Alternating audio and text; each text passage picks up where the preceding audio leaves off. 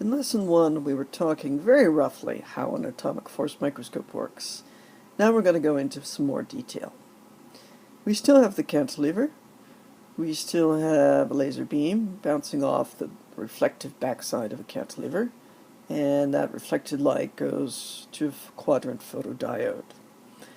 All of this stuff in some AFMs are connected to a scanner, and that moves all these components back and forth in the micron range. Okay? You can also have a scanner on the sample side, and there are advantages and disadvantages to that. So there's the sample. In the particular AFMs I use in my courses, that sample is on a stage. That is a stage driven by motor, and the stage can move the samples in the centimeter range, so you can go across a very large sample and get to near where you want to be. So in the following we're going to refer to directions, and the XY plane in most AFMs is defined to be in the plane of the sample. I use a coordinate system that looks like this, with the positive y direction along the long axis of the cantilever, and the z direction pointing up.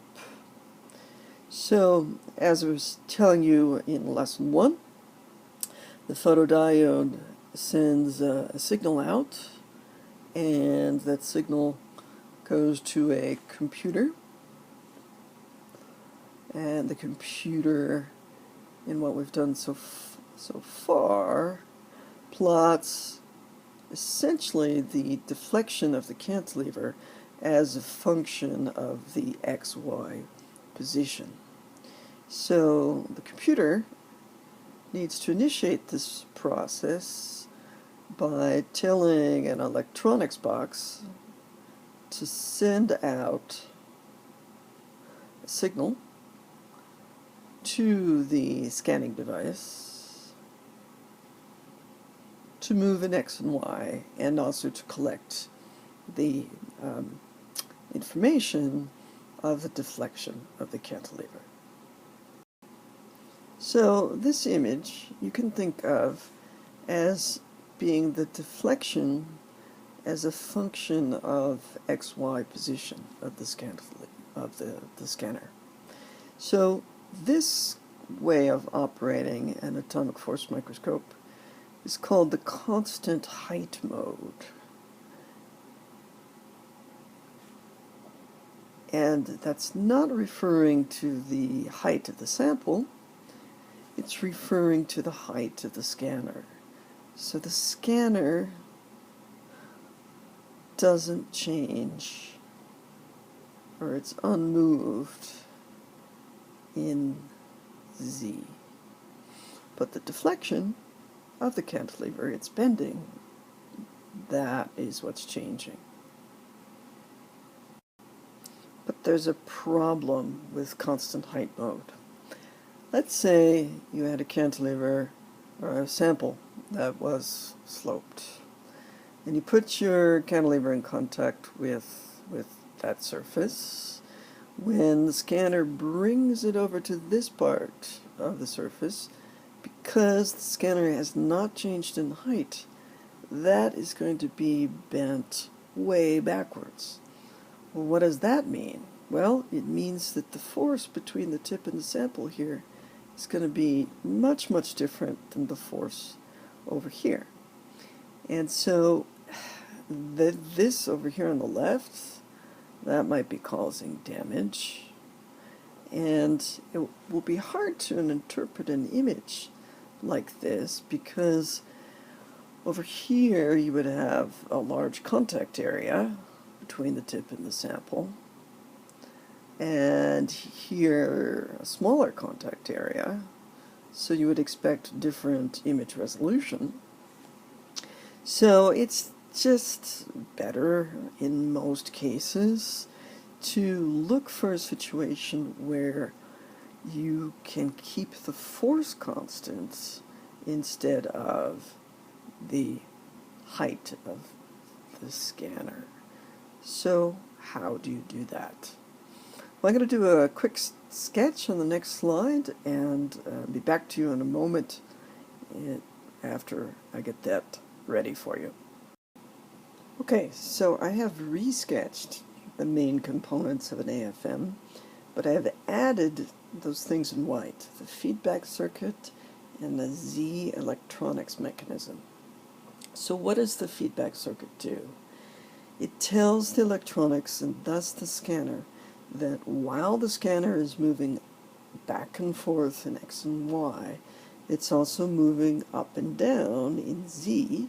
If you remember, Z is the positive vertical direction, such that the deflection of the cantilever stays the same. The deflection of the cantilever is proportional to the force, and it's also proportional to the voltage on the photodiode.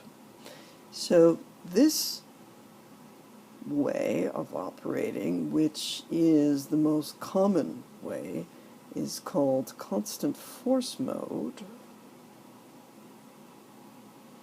And I bet you've anticipated me. What it means is that the scanner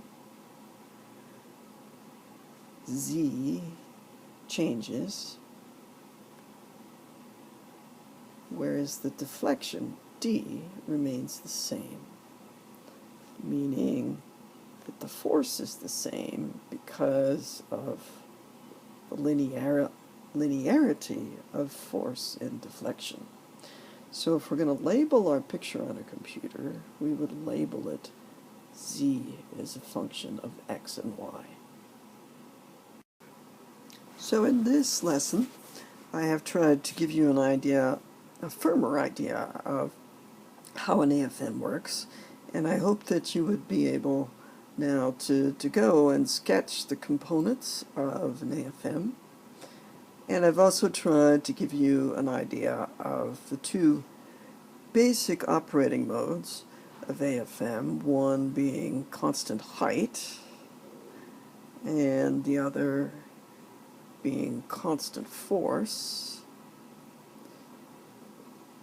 And as a quick summary of those two modes, remember, constant height gives you deflection as a function of XY position of the scanner, whereas constant force gives you a constant force, but the scanner has to move up and down in Z as it goes back and forth in X and Y. So why would you use one mode or the other? Well, constant height mode, because it doesn't have